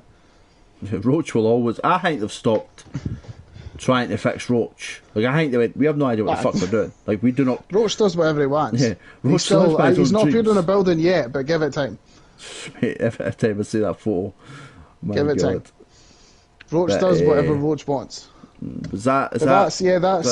That's it. Yeah. Are we doing the usual? We'll do WandaVision, but we'll give them our film and the links and all that stuff. So, again, everyone, if you are a fan of WandaVision and you haven't seen it, after we've done the links and the shares and all the usual stuff and where to find us, I would stop listening because we're going to go deep dive into WandaVision, and we will for the next 2 weeks because that's what we've got. And then we'll take a break and then do it again with the Winter Soldier, Captain, the Falcon and Winter Soldier. Yeah, which I'm looking forward to very much looking forward to. But as always, you can get us at @offpointless on Twitter. You can hit us up on that with any questions, messages, anything you want. Hit us up on leaving a comment on this. You can go to my Facebook page, Columpty, if you want to talk about this. I'm still going to put this on there as well.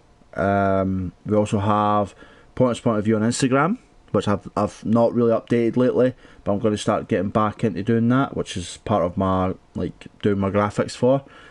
What else? That's really it for that. But you can catch me on Twitch at Columpty PPV, because obviously Pointless Point of View you've got to represent.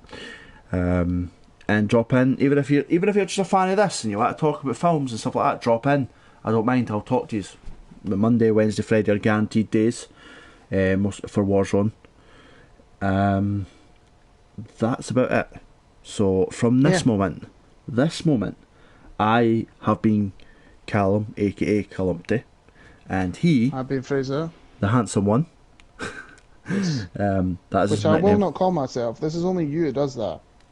Your wife, I won't call myself that. I hope your wife calls you as well. No, she doesn't. Just you. That works. That works for me. But thank you anyone that watched. Thank you everyone who likes. Everyone that just drops in.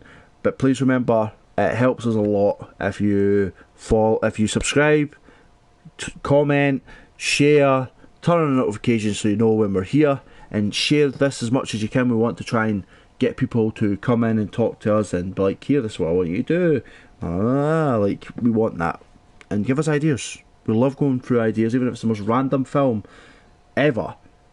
We will watch it. Yep, 100%. I agree. But here's the spoiler moment. Here's a spoiler warning, because Fraser, as everyone knows, is the spoiler king. We will definitely, I am. And we are about to break down episode 7 of the WandaVision. You want to take it away first, Mr. Doig? Yeah, well, now we're in spoiler territory. Yes. Good episode. We found out some more things that I think everybody's kind of seen coming. But your thoughts on the episode as a whole? Wasn't as good as last week's, but still a great episode. I love the fact that it's kind of an episode where she's like, okay, I fucked up. I'm just gonna there's no fucks given about trying to hide shit anymore now. Yeah, that's them open. Like, she's like, well, I kind of fucked up, made the world bigger. What's happened. Mm-hmm. But I still loved it. I still really enjoyed it. Right, there's a lot of questions that are in my mind right now. So let's just get the things out of the way, right? Okay, so the Vision is technically back. He's fine, but he can still remember everything from when he went out. That's one thing. 2.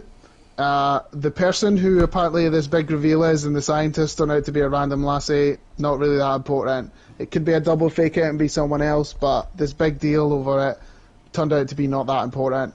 I mean, some people are annoyed by it, but it's classic Marvel. They'll double fake, they'll triple fake. I'm annoyed. They'll triple fake out 1,000 times though, man. But plus, if we were to do it, we would also build hype. Even if it didn't matter. The folk are just doing their job properly. I'm annoyed. I know you're annoyed because everybody wanted it to be Reed Richards. No, but it's not even the fact that it's the fact it's just nobody. It's just not even anybody important. One of the main lassies, whatever the fuck her name is, I've drawn a blank. Plays Monica Rambeau. Monica Rambeau, the actress, turns round and goes, "Oh my God, you're going to be so happy when my astronomer, whoever person comes in. You're going to be so surprised." And it turned out to be fucking nobody. Well, she didn't say it was her. No, she said that. She never said this is my person, but she's like, "Oh, there she is. There she is." But it doesn't matter. I think that there's still at least 2 or 1 episodes, I can't remember, for a big reveal coming. 2. Still more reveals. I'm not that bothered about it. I know that you are. In my comic mind, in my comic book mind, it was going to be someone bigger. But no, because see the suit they're wearing, right? It is built for radiation, for going through different places. Which for me, thought it was going to be a Fantastic Four related. Just say that outfit is just 100% Fantastic Four in the MCU because they are well. You don't think that it's just Marvel occasionally being like, oh, you know what? Wait a minute. Oh, and then giving us it. Yes, it's just probably. Classic Marvel. And it annoys me. You want it now, don't you? You want it now. Yes. Don't get me wrong, if it's a choice between having the fucking X-Men turn up or Fantastic Four, I'll take the X-Men every fucking time. Mm-hmm. Every time. Right? Okay.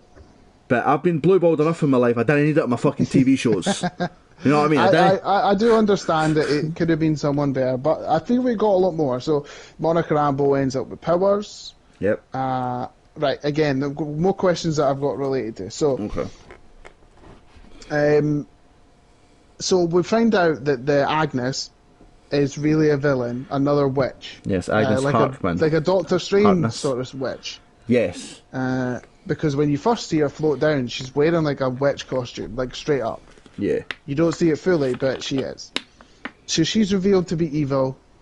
Shock. I mean, everybody thought that she was going to be evil. She's more important, right? Question number 1. Okay. Where are the kids? I know. Like. So I think that one of them's the rabbit and one of them's the cockroach. Can't be. Because the rabbit was already there, but she could have killed the rabbit. She killed the dog. It's a rumour. A rumour who the rabbit is, and it's up to you if you want me to say it. Her son. No. Whose son? The witch's, Agnes's son. No. It is rumoured to be that that's Doctor Strange. That Doctor Strange has came in to help Wanda and Agnes being joined with at one point with Morda, whatever the fuck his big head name is. I have come to bargain with you. Dormammu, there we go. Supposedly she's connected. Which makes sense, because her eyes are purple. Yep. Her powers are purple, and Dormammu's stuff is purple. But then they'd be bringing back someone... Okay. But that's fair enough. Again, it's another one of those theories that are up there to tie in Doctor Strange. He can never disappear. Yeah, he will always but it's be just bringing someone they've already used before, which Marvel barely ever do. Yeah. But I understand that does make sense. Like what you're saying, stuff. If that turns out to be that way, that's cool. That's purple. That's relative. Yep. Another thing, like the book is clearly important that you see inside her lair. Yes, and it's like an orange, ominous glow from it. It's like one of the books from Doctor Strange that he gets in the library. Yeah. So my question is that, like, so obviously, right, when Vision is trying, because Vision meets up with Darcy and makes her normal. She's not I'm glad that she's normal. Scene. It was really like she tells him everything too, that he died technically twice, and like you're not alive and everything, how bad, and saying that your love is real. So, but see how things keep stopping her from coming to the town. Yeah. That's not Wanda, clearly. That's Agnes. That's Agnes. So clearly, the way to stop her is for Vision and Wanda to be together. Yeah, like clearly, because you see it in the trailer. Do you think it's going to be like love saves everything or whatever? Probably. Like, this will be her It probably will and be. Yeah. Agnes, I know for a fact, well, don't know, but I feel that Agnes is going to be like, I could save Vision for you. I could bring Vision back. If that's what you want, I'll bring him back. Do you think because I remember you mentioning in a previous episode about how you think that either she's going to have to say goodbye to him at the end of this and then no more Vision. Yeah, I still think that. And that's the way that this ends, is she has to say goodbye to him. That's why they keep them separate. Yeah. I think also, you may be right. I love the fact that they brought out what the boss of Sword was doing, where he was trying to bring Vision back as a weapon.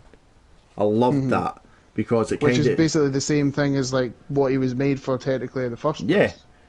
Yeah. And I love that. What I find funny, because it's something he should know, because Wanda knew. So it kind of makes me think that it might not have been Wanda who actually brought Vision back to life. Because one, you saw Agnes play with Wanda's mind, right? So there's your theory, where you're like, maybe it's not Wanda in her right mind. You said that with Wanda breaking in. Two, like, Wanda knew where Vision came from. He knew how he was made. He knew why he was made. This isn't stuff that he shouldn't know. It seems like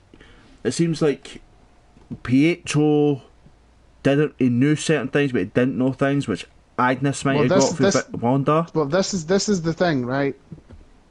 When it comes to Pietro, obviously you find out at the end that he's like, she's at the back of him. Like, we don't know if like he's completely like, he's clearly not. There's like a post-credit scene where he's still there, but is he like Quicksilver with the powers? We know nothing, right? He could just be Agnes's henchman. But right, the one thing that so you'll see the line in the previous episode where he says, and they reference it in this one, where he said, it's not like your dead husband could die again. Yeah. Right? How does he know that? Because he shouldn't know that, because he was dead. Because if you remember when he says, where did you come from? He says, like, all I remember is being shot in the street and then coming here. How would he know about Vision's death when he was nowhere near that situation? Was he shot in Dark Phoenix? No, he was just pushed. His leg was broken, remember, and then he becomes pointless Quicksilver because he's got a broken leg. Yeah. But no, he doesn't get. He didn't, so it must be. How would he know though? Right. How would he know about that? It's clearly not. Quicksilver isn't brought in straight away, right? Agnes goes into Wanda's mind. Wanda goes after Vision. They end up back in the world where Agnes has made Wanda make the world the way it is. Agnes has read Wanda's mind. That's why when she made Vision, she didn't know straight away of how Vision was made and all this. That's why Vision doesn't know. Also, she only knows snippets about Pietro from Wanda's mind. That's why she grabbed while all those extra doors and tunnels under the house. She's clearly grabbed a Pietro from somewhere, put him there, and given him the memories of the Pietro from because I don't think she can give powers. I don't think that's a power Agnes has. I think she's found someone who has, because think about it. If she brought a Pietro who, hey, I'm Pietro, but I don't have abilities, then Wanda would be straight away like, no, you're not. And then do you think that the Pietro from the post-credit scene is going to be like, look, this isn't really my sister, but I want to help anyway? Because the other option to that is basically, there's the option of he really is the one for the Fox universe. Like you're saying, Agnes brought him through, implanted memories in him, brainwashed him like she's done to everything else in the world, right? Yeah. Which you see, right? Or the other one is that this is a henchman of Agnes, who she's illusioned to be Pietro, and just caught him up on everything, and then just it looks like it's been recast in the show. It seems like that one, it just doesn't seem worthwhile. You know what I mean? Like, it doesn't seem... Like, so, there is one thing that I need to add, and I cannot take credit for this, right? Because, again, I saw it in the Mr. Sunday Movies thing, which is about the third time I've done this, but I have to talk about it. That's fine. Now, I know this is a huge jump in logic, but I have to mention it. So, the Funko Pops... Uh-huh. For You know, they make a Funko Pop for everything. Yeah. The Funko Pop for the Pietro in WandaVision, the box has brackets over Pietro Maximoff. Right. And now this isn't normal, so it's like Pietro Maximoff in brackets. This isn't like a normal thing on Funko Pops is where they have this. This is like the only thing. So why is it like air quotes Pietro Maximoff? Is it like a... Which makes me think that it's not actually him and it's generally just a henchman.